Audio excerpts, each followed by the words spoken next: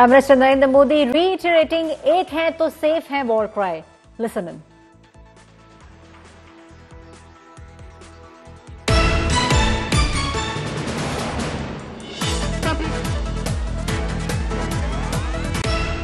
Prime Minister Narendra Modi once again says "एक है तो safe है." This is a new war cry that has been given by the Bharatiya Janata Party. Prime Minister Narendra Modi is on a campaign trail in the state of Maharashtra. Listen in. नीतियां हमेशा प्रेरक रही है, सदा सर्वदा पूजनीय रही है। हमारी सरकार ने बाबा साहब के योगदान को देश दुनिया के सामने प्रखरता से रखा है। देश विदेश में बाबा साहब जहां जहां रहे, हमने उन उत्थानों को, उन सभी स्थानों को पंच तीर्थ के रूप में विकसित किया है।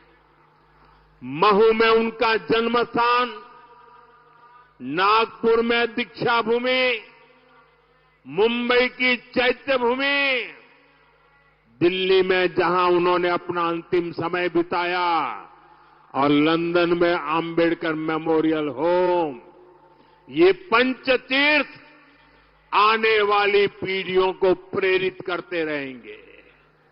और साथियों, मैं आज अकोला की धरती से इस शाही परिवार को चुनौती देता हूं। 75 साल हो गए, उनकी 4 पीढ़ियों ने देश पर राज किया है,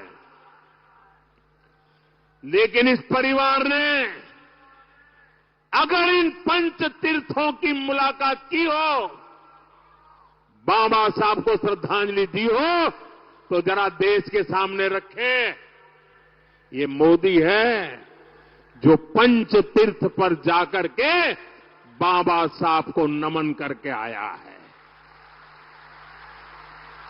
अरे दिल्ली में बाबा साहब के तीर्थ पर ये शाही परिवार का एक भी सदस्य अब तक गया नहीं है।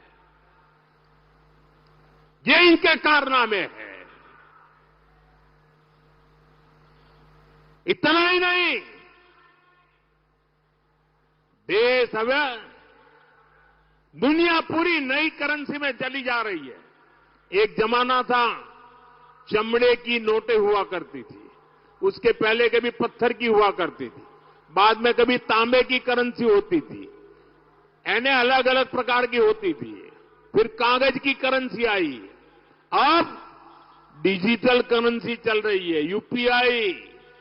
अपने मोबाइल से पेमेंट लो, मोबाइल से पैसे दो। आपको मालूम है हमने इसका नाम क्या रखा है? ये मोदी है, जिसकी बाबा साहब के प्रति श्रद्धा है, इसलिए उस पूरी करेंसी का नाम भीम यूपीआई रखा गया है, भीम यूपीआई। और भविष्य में जब भी 100% डिजिटल ट्रांजैक्शन हो जाएगा ना, हर बच्चा हर दिन भीम यूपीआई को याद करेगा, बाबा साहब को याद करेगा। ये काम मोदी ने कर दिया है। साथियों, इन दिनों पूरा देश एक और संवेदनशील विषय को लेकर चिंतित है। जम्मू कश्मीर विधानसभा में कांग्रेस और उसके साथियों ने आर्टिकल 370 को फिर से बहाल करने का प्रस्ताव पास किया है। आप मुझे बताइए,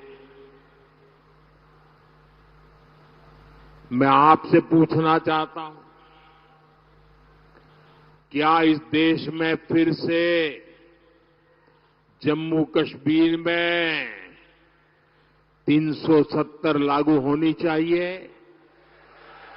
पूरी ताकत से बोलिए ताकि कांग्रेस वालों के कान फट जाए।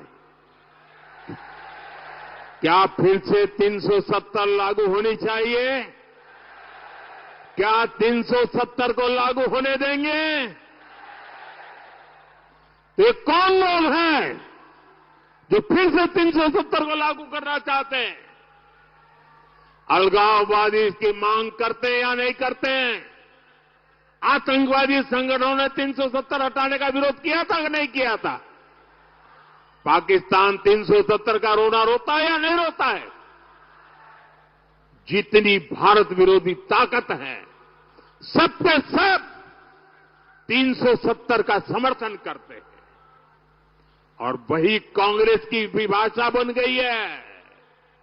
कांग्रेस वही भाषा बोलती है। जम्मू कश्मीर में 370 फिर से लगाना यानी कश्मीर को फिर से हिंसा की आग में झोंकना।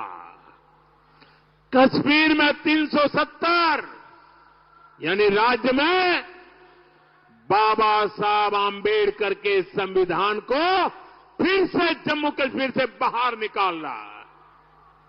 ये जो लोग संविधान की किताबें और कोरे कागज की किताबें बांटते फिरते हैं ना, ये कैसे पापी लोग हैं मैं बताता हूं।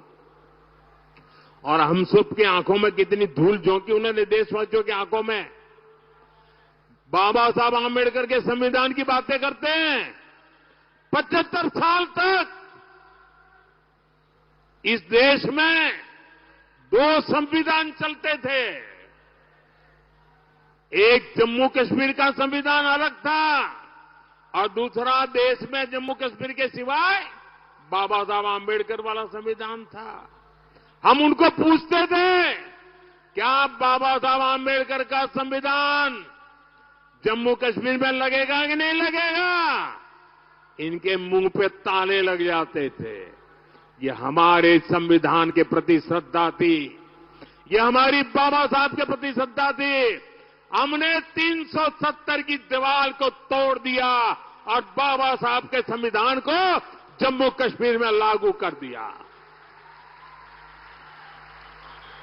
और जब बाबा साहब का संविधान लागू हुआ न, तब जाकर के 370 हटने के बाद 75 साल के बाद पहली बार कश्मीर और जम्मू के दलितों को आरक्षण मिला।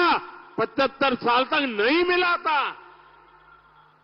उनको संवैधानिक अधिकार नहीं मिले थे, पहली बार मिले।